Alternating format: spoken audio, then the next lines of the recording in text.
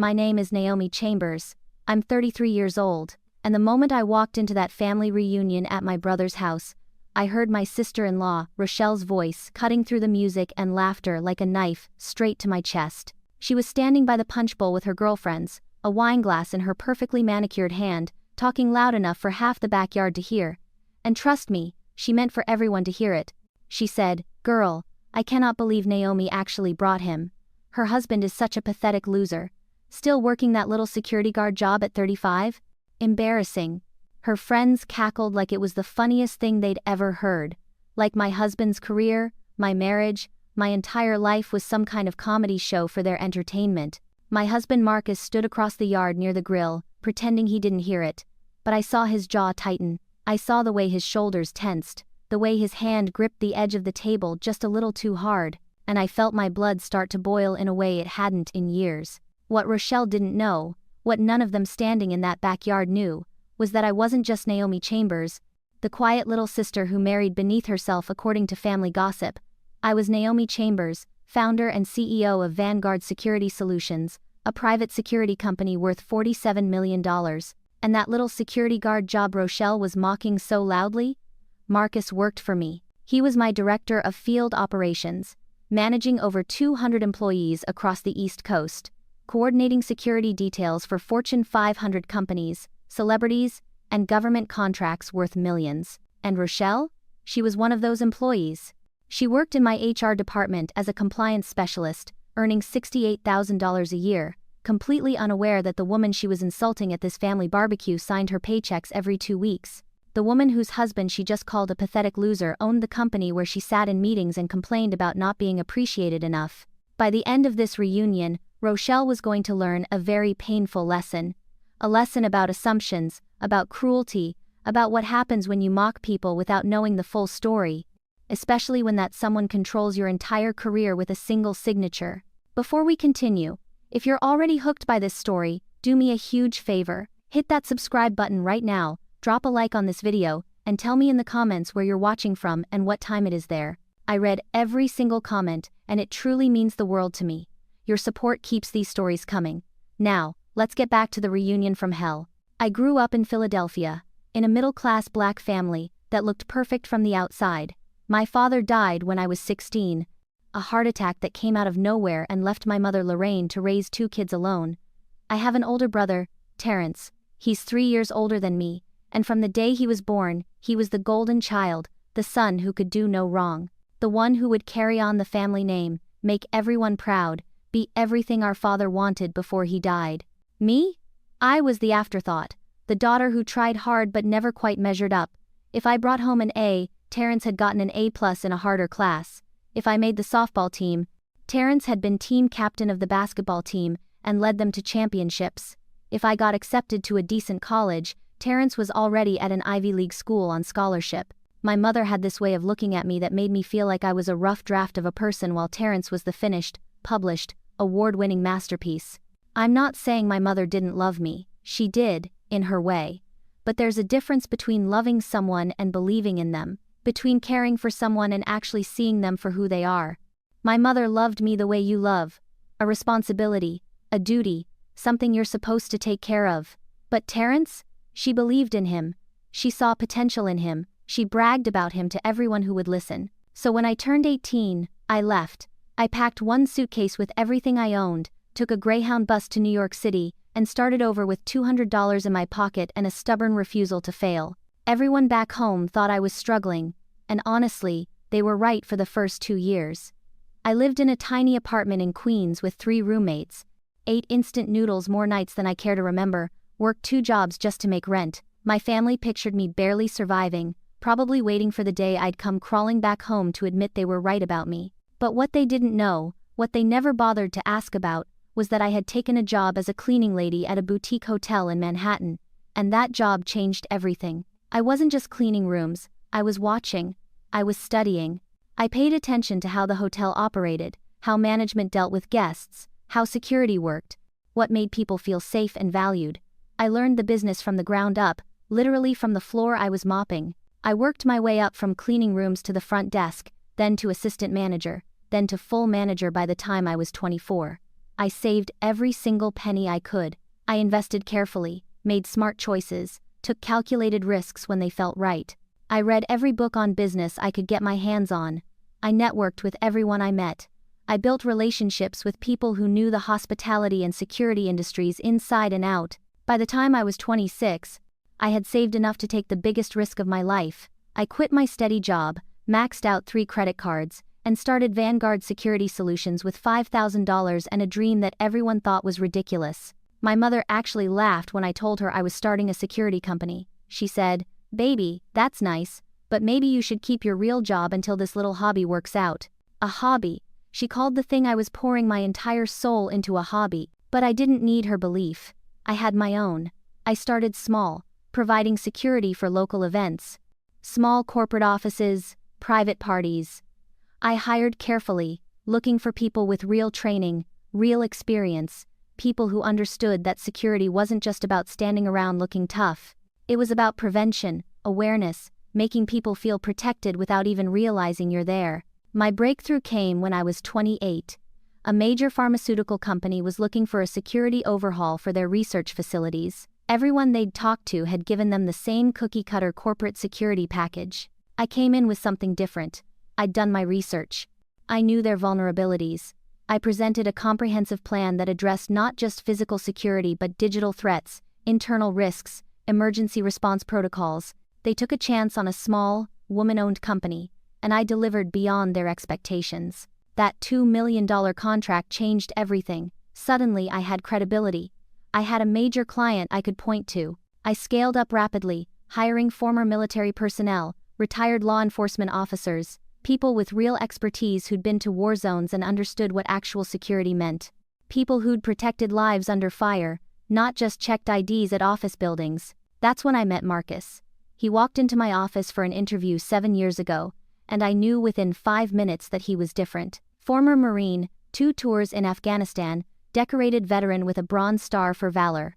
But it wasn't his military record that impressed me, though that was certainly impressive. It was the questions he asked. He wanted to know about the company's mission, our values, how we treated our employees, what kind of impact we wanted to make. He had twice the combat experience of candidates with fancy business degrees, but he also had something they didn't: integrity, a genuine desire to protect people, not just collect a paycheck. I hired him on the spot. 6 months later, I promoted him to team leader. A year after that, he was managing an entire division. And somewhere in there, between tactical briefings and late-night strategy sessions, and watching him lead teams with a combination of strength and compassion I'd never seen before, I fell completely in love with him. We got married when I was 29. It was a small wedding because my family made it very clear they didn't approve. My mother actually asked me if I was sure, if I really wanted to tie myself to a man who would always be working class, who would never be able to provide the life I deserved. Like the life I was already providing for myself didn't count. Like the company I'd built didn't matter because I'd built it with my own hands instead of marrying into it. Terrence didn't come to the wedding. He was busy with work, he said, too busy to watch his little sister marry someone he considered beneath our family. Rochelle, who was dating Terrence at the time, sent a card with $50 in it, and a note that said, "Good luck, you're going to need it." I should have known then what kind of person she was. I should have seen the cruelty hiding behind the fake well wishes. But I married Marcus anyway, and he became my partner in every sense of the word, not just my husband but my business partner. I made him a partial owner of Vanguard because he'd earned it, because we were building this together, because when you find someone who believes in your vision as much as you do, you don't let them go. You hold on tight and you build something beautiful together. Now, at 33, I run a company valued at $47 million. We have over 300 employees across 6 states. Our clients include Fortune 500 companies, A-list celebrities, government agencies that I can't even name publicly. We provide security for events with tens of thousands of people, corporate headquarters with billions in assets, individuals whose safety is a matter of national importance. Marcus is my director of field operations. He manages our entire tactical division, coordinates security details that require military-level precision, trains new recruits in threat assessment and emergency response. He makes strategic decisions that affect millions of dollars in contracts. But to my family, to people like Rochelle, he's just a security guard, just some guy in a uniform who couldn't do better. And here's the thing that makes all of this even more painful. My family never asked. Not once in 7 years did my mother or my brother or anyone else in my family ask what I actually did for a living, how my business was going, if I needed anything, if I was successful. They just assumed. They assumed I was struggling because I'd always been the struggling one, the one who couldn't quite keep up with perfect Terrence and his perfect life. Meanwhile, I'd been anonymously paying my mother's mortgage for 5 years. $3,500 every single month, transferred from my company's holding company to her mortgage lender. She never knew where the money came from. She just knew her mortgage was mysteriously getting paid, her utility bills were being covered, her medical expenses after her knee surgery were taken care of by some anonymous benefactor, and she decided it must be Terrence. Of course it was Terrence, her successful lawyer son, making good money at his firm, taking care of his mother the way a good son should. She bragged about him to everyone, at church, to her friends, to distant relatives. My Terrence is so generous. My Terrence always looks out for family. My Terrence takes such good care of me. The money I sent, the sacrifices I made so she wouldn't lose her house, the bills I paid so she could sleep at night. All credited to my brother who didn't send a single dollar. I never told her the truth because I didn't want her gratitude if it came from obligation. I didn't want her to thank me because she had to, because I'd exposed the lie she'd been telling everyone. I wanted her to see me, to believe in me, to be proud of me without me having to force it. But that day never came. Instead, every visit was the same. When are you going to get serious about your career, Naomi? Your brother is making partner at his firm. What are you doing? And Marcus, honey, he's a sweet man, but a security guard. At his age? Don't you want more for yourself? Every single time, those words felt like knives, like I was still that little girl bringing home an A and being told it wasn't good enough because Terrence got an A+. The invitation to this family reunion came last minute. My mother called 2 weeks before, said they were having a big gathering at Terrence and Rochelle's new house. They'd just bought a place in the suburbs, a mini mansion that Rochelle had been posting about on social media for months. 5 bedrooms, 3 bathrooms, a backyard big enough for the whole family. She made sure everyone knew it cost almost $500,000, made sure everyone saw the posts about their upgraded life, their success, their arrival. My mother said it would mean a lot if I came, if I brought Marcus. She said it had been too long since we'd all been together, that family was important, that we needed to make an effort. What she meant was that it would look bad if her daughter didn't show up. What she meant was that she needed the appearance of a complete, happy family for all the relatives and friends she'd invited. I almost said no. Marcus and I talked about it for hours that night. He said we didn't owe them anything, that we could spend our weekend doing literally anything else, and it would be better than subjecting ourselves to their judgment and condescension. But something pulled me to say yes. Maybe it was hope. Maybe it was that stupid part of me that still wanted my mother's approval, still wanted my brother to see me as an equal, still wanted to belong to the family I'd been born into. So we went. We got in our car, a 4-year-old Honda Accord, and drove to Terrence and Rochelle's new house. We have other cars. We have a Mercedes, a BMW, a Range Rover that Marcus uses for work, but we prefer the Honda for everyday driving. It's reliable, practical, paid off. Real wealth doesn't need to scream. Real wealth whispers. But I knew the second we pulled up in that Honda, people would judge us.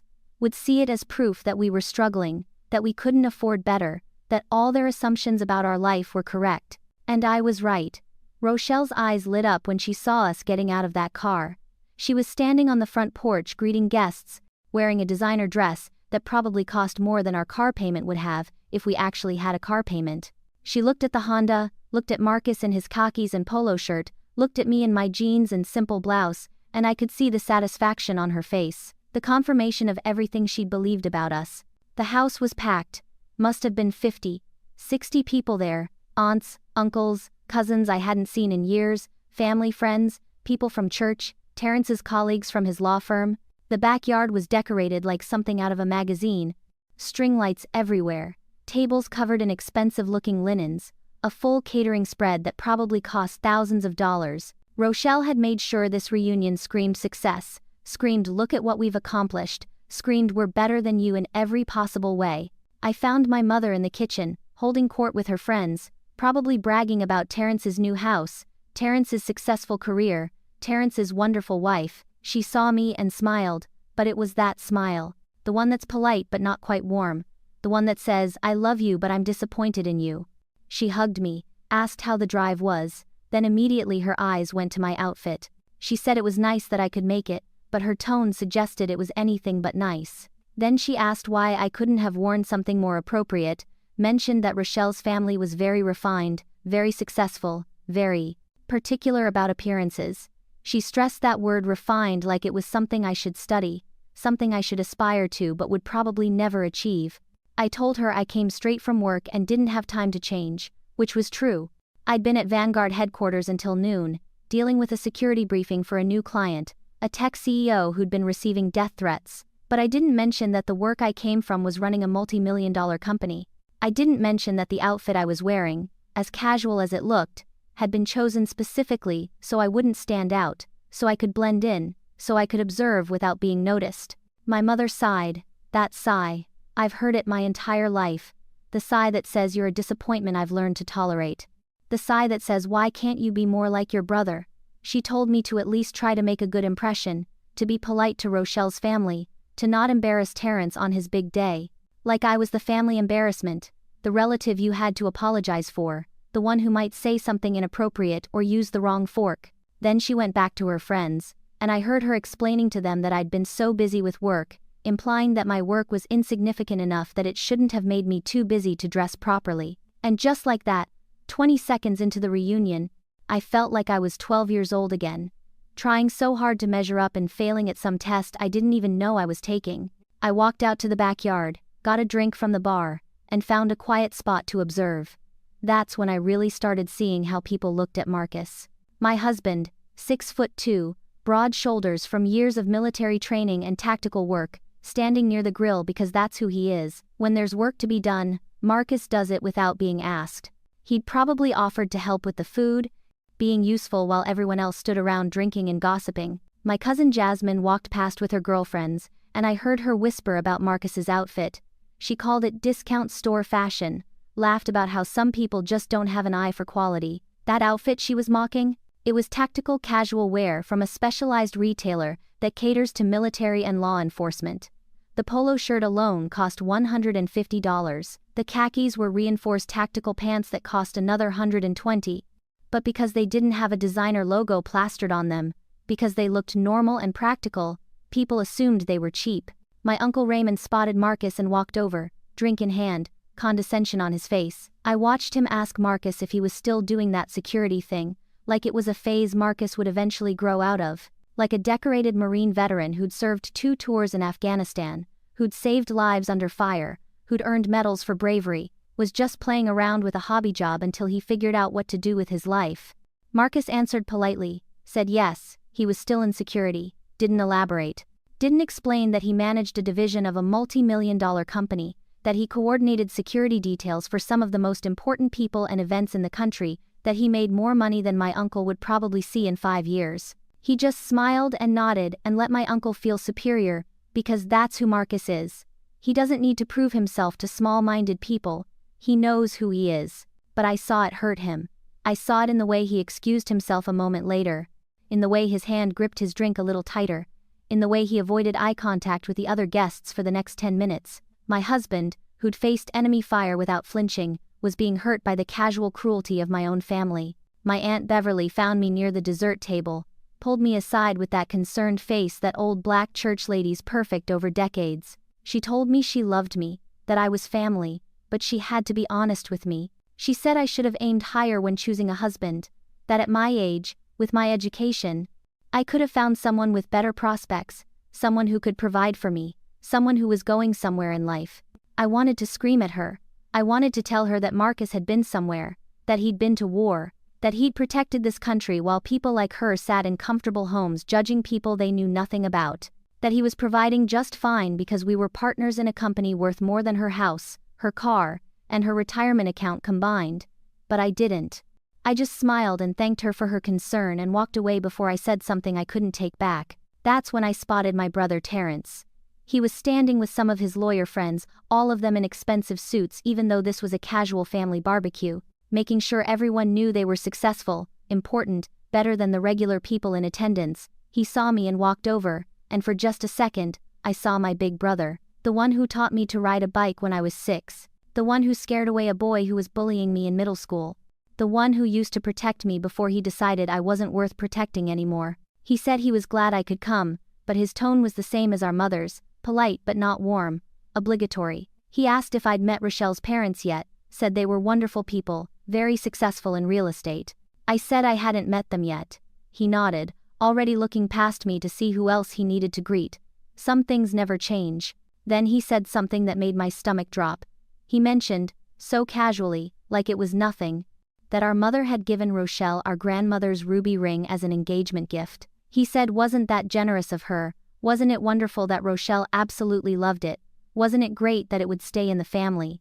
I felt the air leave my lungs. My grandmother's ring, the antique ruby ring that our grandmother had promised to me specifically before she died. I was 19, sitting by her hospital bed, holding her hand while she slipped away from us. She'd taken that ring off her finger, placed it in my palm, and told me it was mine. She said, "This ring is for you, Naomi. You've got fire in you, baby girl. Never let anyone dim it. Never let anyone make you small." My mother had been in the room when grandmother said it.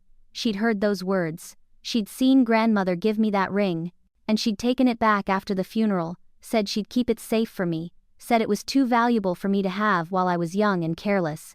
I'd trusted her. I'd believed she was protecting my inheritance, and she'd given it to Rochelle, to the woman who was now mocking my husband across the backyard, to the woman who looked down on me like I was dirt on her expensive shoes. My mother had taken the one thing my grandmother left me, the one physical reminder I had of the woman who'd believed in me when no one else did, and she'd given it away like it meant nothing. I looked across the yard and there it was, on Rochelle's right hand, catching the light, my grandmother's ruby ring. She was waving her hands around while she talked, making sure everyone could see it, making sure everyone knew she had it. She caught me looking and smiled. This smug, satisfied smile that said, "Yes, I have it. And there's nothing you can do about it." I excused myself from Terrence and walked toward the house, needing a moment to breathe before I did something I'd regret. The DJ had cranked up the music so loud I could feel my teeth vibrate. If I wanted my fillings rattled, I would have just gone to the dentist. At least there I'd get a free toothbrush out of the experience. I headed inside to use the bathroom, trying to compose myself, trying to remember why I'd come to this reunion in the first place. That's when I passed Rochelle's father Franklin in the hallway. He was on his phone, his back to me, his voice low and tense. He didn't see me. He was too focused on his conversation. I heard him say they needed this wedding to happen, that the Burns family had money, enough to cover their situation. He paused, listening to whoever was on the other end. Then he said they just needed to get through the ceremony, get access to the family accounts, and everything would work out. After that, they could disappear, start over somewhere else, and no one would be able to touch them. He hung up and walked back toward the party, his face transforming from stressed to pleasant in seconds, the salesman's smile sliding back into place like a mask he'd practiced in the mirror. I stood frozen in that hallway, my grandmother's ring temporarily forgotten, replaced by something much more urgent and much more dangerous. The Burns family money. What money? What family accounts? My parents had a nice house, sure, but I knew for a fact there was a second mortgage on it because I'd been paying it off for 5 years. Terrence worked a decent job as a lawyer, made about $180,000 a year, which was good but nothing spectacular. There was no family fortune, there were no secret accounts filled with inherited wealth. So why did Franklin Whitmore, Rochelle's father, think there was? And more importantly, what was this situation they needed money to cover? I spent the next hour watching the Whitmores like a hawk watches prey. Franklin, Delilah, his wife, and Rochelle. Now that I knew something was wrong, I could see the cracks in their performance. Franklin kept checking his phone, his jaw tightening every time he read a message.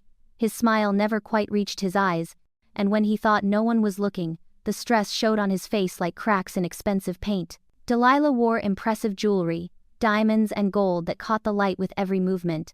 But I noticed she kept touching it nervously, like she was afraid it might disappear. Like she was constantly checking to make sure it was still there, still real, still hers. Her laugh was too loud, too performative, the kind of laugh people use when they're trying too hard to seem relaxed. And Rochelle. Beautiful, perfect Rochelle with her designer dress and her designer shoes and my grandmother's ring on her finger. Now that I was really looking, I could see the hunger in her eyes, not love when she looked at my brother, not affection, not partnership, just calculation, cold, hard calculation, like she was constantly tallying up what he was worth to her, what she could extract from this marriage, what she stood to gain. I started piecing things together. The Whitmores thought my family had money, but where did they get that idea? Then it hit me like a freight train. For 5 years, I'd been sending money to my parents anonymously. Every month, $3,500 would show up from Birch Holdings, my parent company. The mortgage would get paid, the utility bills would be covered. When my mother needed knee surgery 2 years ago, a check for $15,000 appeared from the same company to cover what insurance wouldn't. When the roof needed replacing, $20,000 materialized. I never put my name on any of it. I didn't want their gratitude or their questions. I just wanted to help from a distance. Wanted to make sure my mother was taken care of, even if she didn't believe in me. Even if she spent every conversation making me feel like I wasn't good enough. I loved her anyway. I helped her anyway. But my mother didn't know it was me. And apparently, in her mind, she'd decided it must be Terrence. Of course it was Terrence, her golden child, her successful son, her pride and joy. He must have been secretly taking care of them, being the generous, responsible son she always knew he was. I could practically hear her bragging to her friends. "Oh, you know my Terrence, he takes such good care of his mother. He's doing so well at his firm, always making sure we're provided for. That's what a good son does." All that money I sent, all those bills I paid, all those sacrifices I made to make sure she was comfortable, and Terrence got the credit, again. So the Whitmores did their research. They saw a nice house in a good neighborhood with no visible mortgage payments.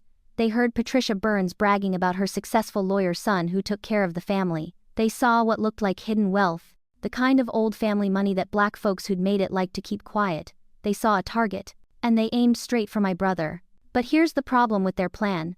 The money wasn't Terrence's. There was no family fortune.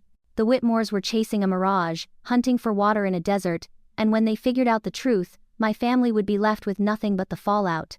Unless someone stopped it. I pulled out my phone and texted Wesley Crane, my general manager at Vanguard, told him I needed a comprehensive background check on the Whitmore family. Everything he could find.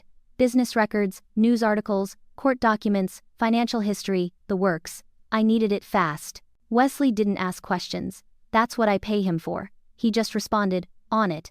Give me 30 minutes.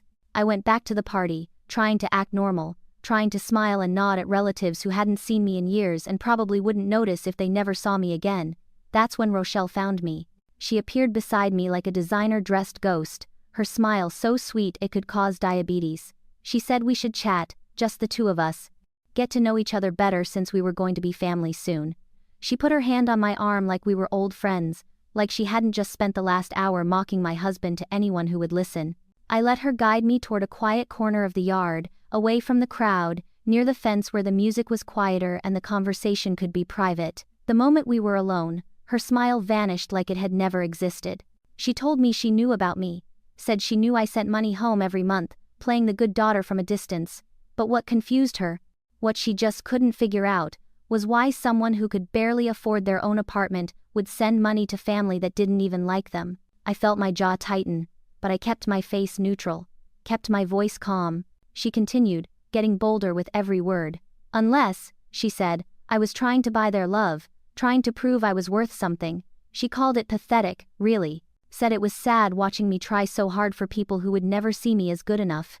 Then she leaned closer, her perfume overwhelming, her voice dropping to a whisper that was somehow more violent than if she'd shouted.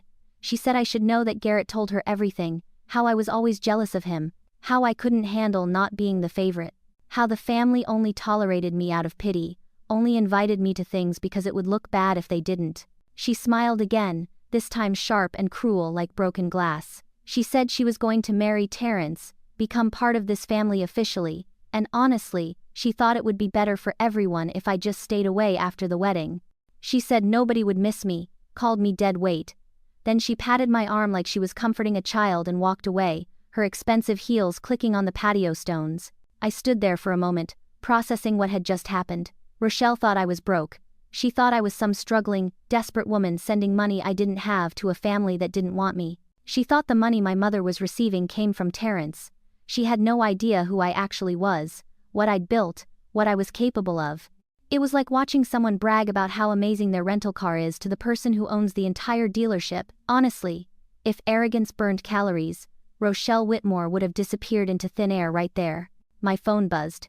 Text from Wesley, "You need to see this. Sending files now." I walked to my car in the driveway, needing privacy to look at whatever Wesley had found. The parking area was full of expensive cars. BMWs, Mercedes, a Tesla, Terrence's new Audi that he'd probably taken out a loan for, and our Honda, sitting there like a reminder of everything people assumed about us. I got in the car and opened the encrypted files Wesley had sent, started reading, and with every page, every document, every piece of evidence, I felt colder. The Whitmores weren't who they claimed to be. Their real estate empire was a house of cards, built on lies and other people's money. They'd been running what amounted to a Ponzi scheme for years, collecting money from investors for real estate developments that either didn't exist or were wildly overvalued. They'd pay early investors with money from later investors, the classic con, and for a while, it worked.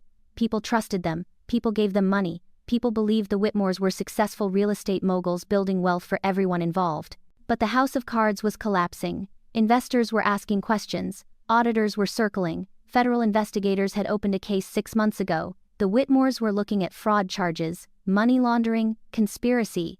They were looking at prison time, and they needed an escape plan. That's where my family came in. The Whitmores had found what they thought was a family with hidden money, old wealth, the kind of resources they could tap into to cover their debts, pay off angry investors, maybe even disappear before the feds closed in. They saw Terrence as their golden ticket, marry into the family, gain access to accounts, drain whatever they could, and disappear before anyone realized what happened. What they didn't realize was that my family had nothing. The house was mortgaged. Terrence's salary, while good, was nowhere near enough to solve their problems. The only money flowing into the Burns household came from me, and I could stop that with a single phone call. The Whitmores were about to discover they'd targeted the wrong family. They'd bet everything on a hand that didn't exist, and when they realized it, they'd abandon Terrence like rats leaving a sinking ship. They'd leave my brother heartbroken, my mother humiliated, my family destroyed. Part of me wanted to let it happen, wanted to sit back and watch them all suffer the consequences of their choices. My mother who gave away my inheritance to impress a con artist, my brother who never stood up for me, who let our mother make me feel worthless for decades. Let them feel what it's like to be discarded. Let them understand what it means to be underestimated, overlooked, cast aside like you don't matter. But I couldn't do it. As angry as I was, as hurt as I'd been for so many years, they were still my family. Terrence was still the boy who taught me to ride a bike on summer afternoons. My mother was still the woman who stayed up all night when I had chickenpox, putting calamine lotion on every spot while I cried. Family is complicated. You can love people and be furious with them at the same time. You can want to protect them even when they've spent years hurting you. So I made a decision. I was going to expose the Whitmores. I was going to save my family from a disaster they didn't even know was coming, and I was going to do it in the most public, most devastating, most thorough way possible. I called my lawyer first, Rebecca Thornton, the woman I keep on retainer specifically for situations like this. She answered on the second ring despite it being 8 o'clock on a Saturday night, which is exactly why I pay her what I do. I gave her a summary of the situation, sent her the files Wesley had provided, asked how quickly she could verify everything, how solid the evidence was, whether what I was planning could come back on me legally. Rebecca was quiet for a moment, reading through the documents. Then she said, "This is federal fraud, Naomi, multiple counts. The evidence here is substantial." She told me she'd make some calls, reach out to contacts at the FBI, verify everything within the hour. Next, I called Naomi Delgado, a forensic accountant I'd worked with when we were investigating financial irregularities in a client company 2 years ago. Naomi was a wizard with numbers, the kind of person who could look at a spreadsheet and tell you not just where the money went, but what the person was thinking when they moved it. I sent her the financial documents from the Whitmore file, asked her to dig deeper, find anything else that might be lurking underneath. She said she'd call me back in 45 minutes. I sat in my car, documents on my phone, planning my next move. My phone buzzed with a text from Terrence. "Can we talk? Something about Sloan feels off." I looked at the message for a long moment.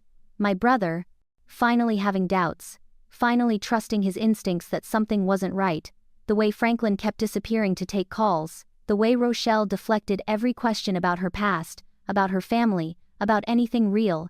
Terrence was a lawyer. He was trained to spot inconsistencies, but he'd been blinded by a beautiful woman who paid attention to him, who made him feel important, who seemed to fit perfectly into the successful life he'd been building. I wanted to respond. Wanted to warn him. Wanted to tell him everything I discovered. But if I did that now, he might warn Rochelle. Might give the Whitmores time to run, to disappear, to set up the same scam somewhere else with different names and different victims. I texted back, "We'll talk after Franklin's toast, just wait." Because I knew the Whitmore family tradition.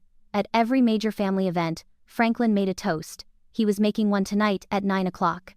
Terrence had mentioned it earlier. The proud father welcoming his daughter's fiancé into the family, talking about legacy and future and all the lies that would sound so good to people who didn't know the truth. That toast was going to be very different from what Franklin had planned. My phone rang. Rebecca. She'd verified everything. The fraud case was real. The federal investigation was active, and she'd managed to get in touch with the lead investigator, a woman named Agent Carla Reeves, who'd been trying to locate the Whitmores for months. They kept moving, changing names, staying one step ahead. Until tonight. Rebecca told me Agent Reeves and her team were already on their way. They'd be outside the house by 9:15, ready to move in once the evidence was made public. Once everyone in that backyard knew who the Whitmores really were. I thanked Rebecca, hung up, and sat in the silence of my car for a moment. This was really happening. I was about to blow up my brother's engagement party, expose con artists in front of 50 witnesses, and potentially destroy any remaining relationship I had with my family. But I was also about to save them from something so much worse. Naomi Delgado called back. She'd found more. The Whitmores weren't just running a Ponzi scheme in our state. She'd tracked similar patterns in Arizona 3 years ago, in Nevada before that, in Texas before that. Same scam, same tactics, different names. And here was the kicker. Rochelle wasn't even her real name. It was Sandra Williams, and Franklin and Delilah weren't her real parents. They were partners in a long-running con that had been operating for over a decade. They found vulnerable targets, families with apparent wealth, and they infiltrated. They married in, they gained trust, they got access to accounts, and then they disappeared with whatever they could carry. My brother wasn't marrying into a wealthy real estate family. He was being targeted by professional con artists who'd done this to dozens of people across multiple states. I started laughing. I couldn't help it. Sitting in my Honda in the driveway of my brother's engagement party, reading about how the woman who'd just called me pathetic was actually a career criminal with multiple identities. These people had more aliases than a witness protection program. It was almost 9. Time to go back inside. Time to end this. I walked back into the house and found Wesley had texted me detailed instructions. He'd coordinated with Jasmine Chen, my VP of Human Resources, who was apparently already on site pretending to be a family friend. She had a laptop, a wireless connection to Terrence's smart TV, and a presentation ready to go. All I had to do was give the signal.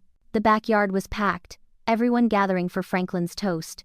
He was standing near a small stage area, looking confident again, his earlier stress hidden behind that practiced smile. Delilah stood beside him, jewelry glittering, playing the role of proud mother, and Rochelle, Sandra, whatever her name was, stood next to my brother looking like she'd already won. I caught Jasmine's eye across the yard. She nodded, phone in hand, ready. Franklin stepped forward, raised his glass, called for everyone's attention. The music lowered. Conversations stopped. Everyone turned to face him. He started talking about family, about love, about how blessed they were to welcome Terrence into their family, how he'd known from the moment his daughter brought Terrence home that this young man was special, was worthy, was destined for greatness. Every word was a lie, every smile was fake, every gesture was calculated. He talked about legacy, about building something that would last for generations, about the importance of choosing the right partner in life. He said the Whitmores were honored to join with the Burns family, to combine their strengths, to build a future together. I felt sick listening to it, watching my brother believe every word, watching my mother tear up with pride, watching relatives nod along like this was the most beautiful toast they'd ever heard. Franklin raised his glass higher. To the happy couple, to love, to family, to forever. I pulled out my phone, sent Jasmine a single word, now. The screens behind Franklin flickered. For a second, everyone probably thought it was a technical glitch.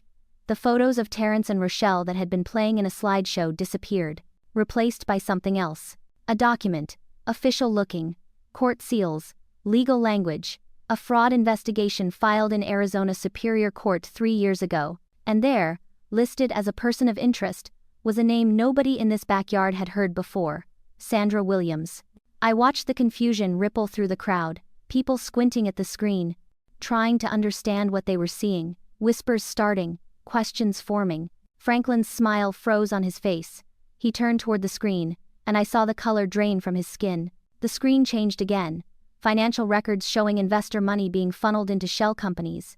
Then bank statements with account numbers that didn't match any legitimate business. Then news articles from Phoenix newspapers about a real estate scheme that cost families their life savings. Then photos. A younger Sandra Williams with different hair color but the same cold eyes, standing next to Franklin and Delilah at a charity event in Arizona, all three of them smiling for the camera, using completely different names. Rochelle stood frozen. The wine glass in her hand started shaking, droplets spilling onto her expensive dress. Terrence stared at the screens, then at Rochelle, then back at the screens. I could see his lawyer brain working, pieces clicking together, every doubt he'd had suddenly making terrible sense. Franklin tried to move toward the AV equipment, probably to shut it down, but my security team was already there. Two of my best people, blending in as guests, now positioned to make sure Franklin didn't go anywhere. The screens kept changing, more documents, more evidence, more proof that the Whitmore family was a fiction, a story told by criminals to steal from good people. That's when I stepped forward, walked through the crowd that parted like water, every eye in the backyard turning to me. The country girl, the nobody, the disappointing daughter who couldn't measure up. Jasmine's voice came through the outdoor speakers, calm and professional. Ladies and gentlemen, I'd like to introduce the owner of Vanguard Security Solutions and CEO of Birch Holdings. Please welcome Naomi Chambers. The silence that followed was so complete you could have heard a pin drop on grass. My mother's face went white. Her hand clutched her chest like she was having a heart attack. Terrence's jaw actually dropped open, his lawyer composure completely shattered. Uncle Raymond, who'd asked Marcus if he was still doing that security thing, looked like he'd been slapped. Aunt Beverly, who'd told me I should have aimed higher, grabbed onto her husband's arm for support. And Rochelle, Sandra, whatever her name was, she looked genuinely shocked for the first time all day. The mask she'd been wearing since I arrived finally cracking to show real emotion underneath. I walked up to the microphone, took it from Franklin's limp hand, looked out at my family, at the guests, at all the people who'd spent years making me feel small. Good evening, everyone. I apologize for the interruption, but I thought you might want to know who you're really celebrating tonight. I gestured to the screens behind me, still cycling through evidence. Franklin and Delilah Whitmore are not who they claim to be. Their real estate empire is a fraud, their wealth is stolen from innocent investors who trusted them. And their daughter Rochelle is actually Sandra Williams, a con artist who's been running variations of this same scam for over 10 years. Rochelle found her voice, screaming that I was lying, called me a jealous, pathetic nobody who was making this up because I couldn't stand to see Terrence happy. I smiled at her. Actually smiled. That's interesting, Rochelle. Or should I call you Sandra, because that's your real name, isn't it? Sandra Williams from Phoenix, Arizona. Before that, El Paso, Texas. Before that, Reno, Nevada. I pulled up my phone, read from the screen. You've been working at my company, Vanguard Security Solutions, for 3 years, in the HR department, as a compliance specialist, making $68,000 a year. The crowd gasped. Someone whispered, her company? You've had 17 unauthorized late arrivals in the past 6 months, 8 formal complaints from colleagues about unprofessional behavior, and last week, you threatened to file a fraudulent discrimination lawsuit unless we promoted you to a position you hadn't earned. I looked directly at her, let her see everything I was feeling. You called my husband a pathetic loser, multiple times today. You told people he was just a security guard, like that was something to be ashamed of. But Marcus is a decorated Marine veteran. He served 2 tours in Afghanistan. He earned a Bronze Star for valor. And he's my director of field operations, managing 200 employees and $8 million in annual contracts. Marcus stood a little straighter, quiet dignity in his posture. But you saw a security guard and decided that made him less than you, made me less than you, made our entire lives something you could mock at a family barbecue. I turned to address the whole crowd now. For 5 years, I've been paying my mother's mortgage, $3,500 every month, her utility bills, her medical expenses. That knee surgery 2 years ago, I paid for it. The new roof? I paid for it. Every anonymous payment she's been receiving from Birch Holdings? That's my company, that's my money. I looked at my mother. saw the tears streaming down her face, but she thought it was Terrence. She bragged to everyone about her successful lawyer son taking care of his mother, the money I sent, the sacrifices I made, and my brother got the credit. Terrence looked like he wanted to disappear into the ground. The Whitmores did their research, they heard about the mysterious money, they saw a family that appeared wealthy, and they targeted my brother like sharks smelling blood. They were going to marry in, gain access to accounts that don't exist, steal whatever they could find, and disappear before anyone knew what happened. Franklin tried to run. Actually tried to push through the crowd toward the back gate. My security team intercepted him smoothly, professionally, like they'd done it 1,000 times before. But there is no family fortune, I continued. There are no hidden accounts. The only money in this family comes from me. From the company I built with $5,000 and a dream everyone said was stupid. From the business I grew into a $47 million corporation while my family thought I was struggling. The screens changed one more time, this time showing the Vanguard Security Solutions company profile. Our client list: Fortune 500 companies, government agencies, celebrities, organizations, everyone in this backyard would recognize. Then the executive team photo: Naomi Chambers, founder and CEO, Marcus Chambers, director of field operations and partner. And speaking of federal investigations, I said, checking my watch, Agent Carla Reeves and her team should be here any minute now. They've been tracking the Whitmore family for months. Tonight, they finally caught up. As if I'd timed it perfectly, which I had, the back gate opened. 4 people in suits walked in, FBI badges visible, expressions all business. Rochelle's face crumbled, the confident, cruel woman from earlier completely gone, replaced by someone who knew their world was ending. Franklin sagged in the grip of my security team. Delilah started crying, mascara running, her carefully constructed appearance falling apart. Agent Reeves walked straight to Franklin, showed her badge. Franklin Whitmore, you're under arrest for wire fraud, investment fraud, and conspiracy to commit fraud. She read him his rights, while the entire reunion watched in stunned silence. Delilah was next, then they turned to Rochelle. She looked at Terrence one last time, desperation in her eyes. Baby, please, you can't let them do this. We love each other, you have to believe me, this is all a misunderstanding. Terrence looked at her for a long moment. I could see the war in his eyes. The woman he thought he loved, versus the evidence he couldn't deny. The future he'd imagined versus the reality standing in handcuffs in front of him. Then he stepped back, away from her, away from the lie. I don't even know who you are, he said quietly. I don't know who any of you are. Rochelle's face transformed from desperation to pure rage in an instant.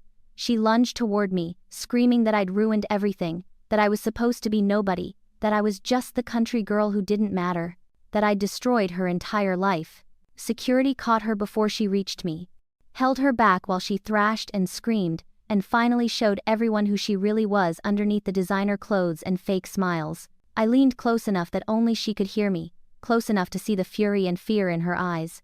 This country girl owns the ground you're standing on, pays the salary of everyone who's about to escort you out, and will sleep very well tonight knowing exactly who she is. Can you say the same? They led her away, still screaming, her careful mask completely shattered. Franklin and Delilah went quietly, probably already planning their legal defense, already thinking about how to talk their way out of this like they'd talked their way out of everything else. But this time, there was too much evidence, too many witnesses, too much truth finally coming to light. I turned back to the stunned crowd, most of whom were still trying to process what had just happened.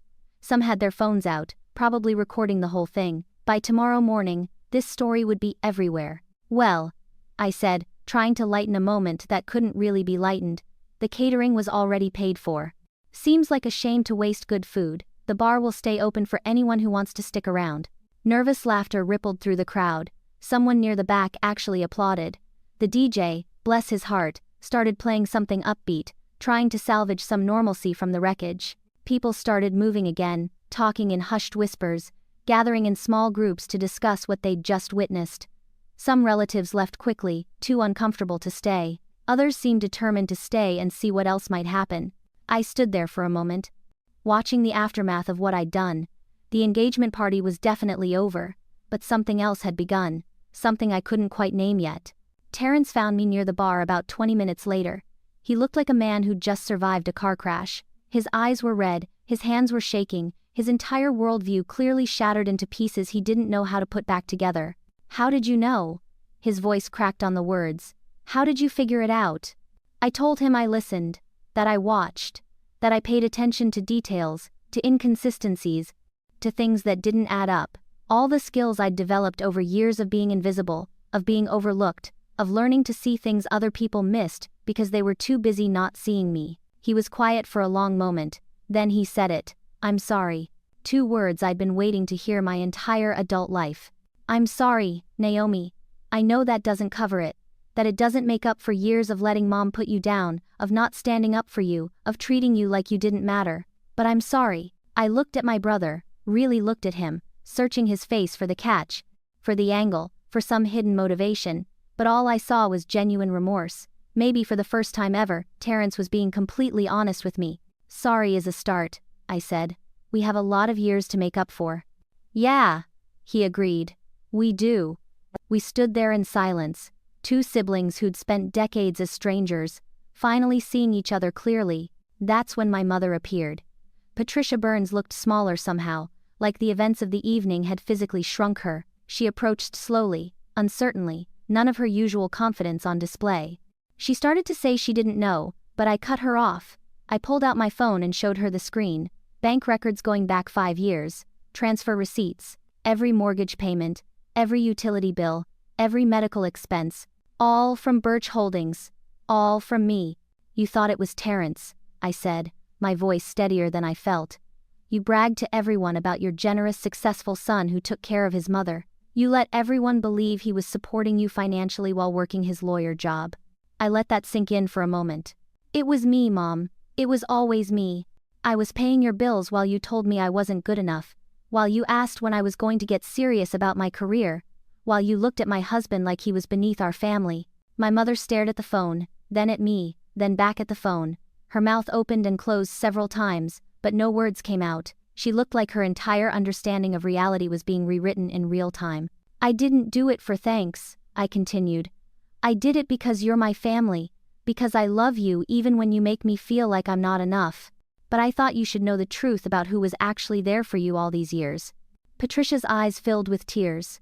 Not the performative tears I'd seen her use at church or family events, real ones, the kind that come from somewhere deep inside when you realize you've been wrong about something fundamental. She whispered my name like she was saying it for the first time. "Naomi." I didn't know what to say to that, didn't know how to respond to my mother finally seeing me after 33 years of looking past me. Before I could find words, there was a commotion near the patio.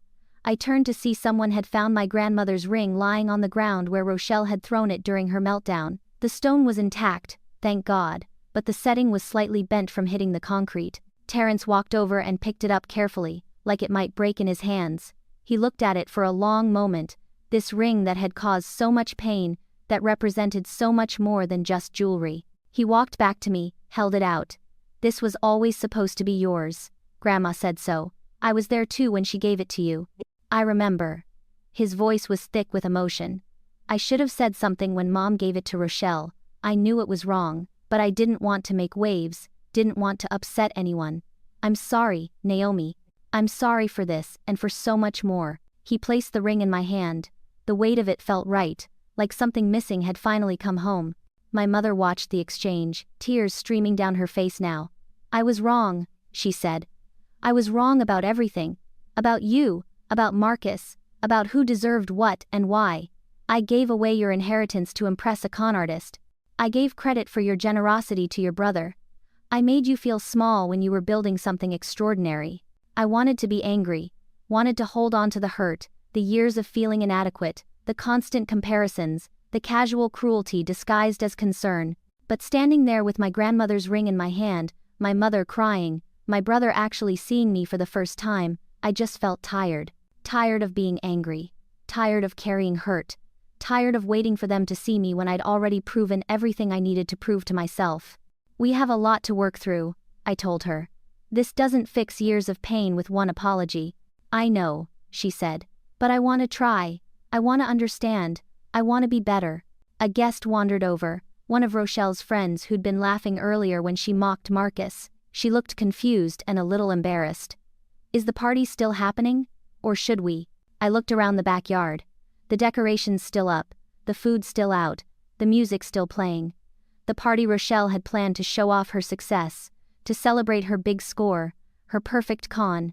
The engagement might be off, I said, but the food's already paid for, might as well enjoy it. The woman nodded and hurried away, probably to tell her friends about the most dramatic family reunion in history. 3 weeks later, I sat in my office at Vanguard Security Solutions headquarters, looking out at the Philadelphia skyline.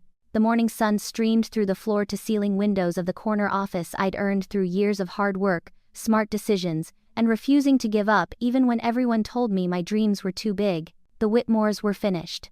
Federal prosecutors had enough evidence to charge Franklin, Delilah, and Sandra Williams with multiple counts of fraud, money laundering, conspiracy, and identity theft. They'd been denied bail given their history of fleeing jurisdictions. They were sitting in custody, awaiting trial, looking at decades in prison if convicted. The story had made local news for about a week. Security CEO exposes con artists at family reunion. One headline called me, "The Woman Who Owned the Room," a reference to Rochelle's mocking comment about the country girl. I'd had that article framed. It hung in my office now, right next to my business licenses and the photo of Marcus and me on our wedding day. Terrence had come to visit me at the office yesterday. It was the first time he'd seen the headquarters, the command center with its wall of security monitors, the tactical briefing rooms, the training facilities, the team of professionals I'd assembled. He'd walked through slowly, taking it all in, meeting my executive team, watching Marcus run a briefing for a high-profile protection detail. He'd stood in my office afterward, looking out at the same view I was looking at now, and said, "I spent 36 years thinking I was the successful one, the accomplished one, the one Mom should be proud of." He'd turned to me then, genuine wonder in his eyes. "You built this, from nothing. While I was coasting on a law degree and family expectations, you were building an empire." We'd talked for hours, really talked, maybe for the first time since we were kids. About our childhood, about Dad's death, about Mom's favoritism, about all the ways we'd both been shaped by a family dynamic that put us in competition when we should have been supporting each other. He told me about Rochelle, about how he'd known something was off but ignored it because she made him feel successful, important, chosen. About how the doubts had been there for months, but he'd pushed them down because admitting them meant admitting he'd been fooled. I'd told him about the years of feeling invisible, of building something incredible while my family thought I was struggling, of making the choice to help them anonymously because I loved them even when they hurt me. We'd both cried. Actual tears, not the kind you force out for show, but the kind that come when you're finally being honest with someone, when walls are coming down and truth is painful but necessary. He'd filed for divorce within 72 hours of the reunion. His lawyer had told him it would be uncontested given that his fiancée was in federal custody for fraud.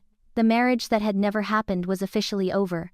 My mother had started therapy. She'd called me last week to tell me, her voice small and uncertain in a way I'd never heard from her before. She said she wanted to understand why she'd treated me the way she had, why she'd put Terrence on a pedestal while making me feel like I was never good enough.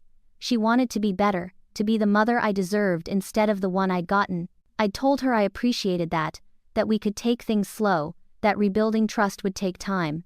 She'd agreed, said she understood, said she'd do whatever it took. She'd also insisted on trying to pay me back for the mortgage payments. I'd refused, told her it was a gift, that family takes care of family, that I didn't help her for recognition or repayment. She'd cried and said that was exactly why she owed it to me to make it right somehow. 2 days later, I got a letter from her. She'd used the money she'd been planning to spend on Terrence's wedding, money she'd been saving for years, to start a business grant program for young Black women entrepreneurs, called it the Chambers Excellence Fund, named after my grandmother. She said if she couldn't repay me directly, she'd honor me by helping others the way I'd helped her. I'd cried reading that letter. Actual tears on the pages, smudging the ink. This morning, we were hosting our annual company awards gala. 200 employees, major clients, industry leaders, all gathering to celebrate another successful year for Vanguard Security Solutions. We'd grown by 30% in the last 12 months, added 2 new states to our coverage area, secured contracts with companies that had rejected us just years ago because they didn't think a woman-owned security firm could handle their needs. I wore a stunning navy gown that Marcus had helped me pick out, my grandmother's ruby ring on my right hand, my wedding band on my left. Marcus stood beside me in a tailored suit, looking every bit the military leader he'd been, the the business partner he'd become, the husband I was grateful for every single day. We were presenting awards for outstanding service, bravery, innovation, leadership, recognizing the employees who made Vanguard what it was, who believed in the mission we'd built together. One of the award categories was the Chamber's Excellence Scholarship, the program my mother's fund had inspired. We were paying for training, certifications, and education for young people trying to break into the security industry, especially those from backgrounds that might not have the resources or connections to get started. This year's recipient was Lakeisha Martin, 23 years old, former Army medic who'd served 2 deployments and saved 14 lives in combat. She stood near the back of the ballroom looking nervous, wearing a simple dress, clearly out of her element in this room, full of successful people in expensive clothes. I watched her the way I'd learned to watch everything, paying attention to details others might miss. And I saw the moment one of our clients, an older white man named Pemberton who came from old money and older attitudes, noticed her too. He said something to the person next to him, loud enough that I heard it from across the room. "Who let her in? This is a professional event." I felt Marcus tense beside me, felt my own jaw clench, but I kept my composure, my face calm, my response measured. I walked over with Marcus, my heels clicking on the marble floor like a countdown. "Excuse me, Mr. Pemberton. I'd like you to meet someone." My voice was pleasant, professional, with just a hint of steel underneath. Lakeisha looked startled when I stopped in front of her, probably wondering if she was in trouble.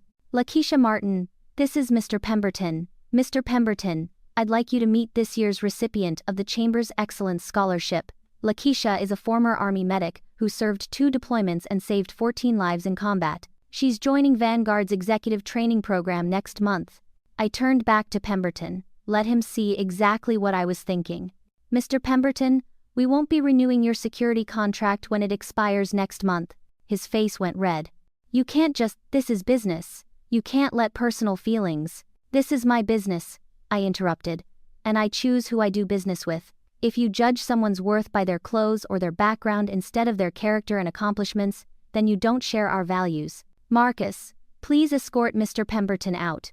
Marcus stepped forward, that professional smile on his face that I knew meant he was enjoying this immensely. "With pleasure, boss." I watched Pemberton sputter and argue as Marcus calmly, professionally, undeniably guided him toward the exit. Watch the other guests watch them understand that Vanguard Security Solutions was the kind of company that protected people like Lakeisha, not people like Pemberton. Lakeisha was crying, trying to hold it together. "Miss Chambers, I don't know what to say. Thank you, I put my hand on her shoulder. "Listen to me, Lakeisha. I've been where you are. 3 weeks ago at a family reunion, someone called my husband a pathetic loser, called me insignificant, told me I didn't matter." Her eyes went wide. "They said it without knowing I owned the company where they worked. Without knowing I'd built something from nothing while they were busy looking down on me." "What did you do?" she asked. "I let them underestimate me, until it was time to show them the truth.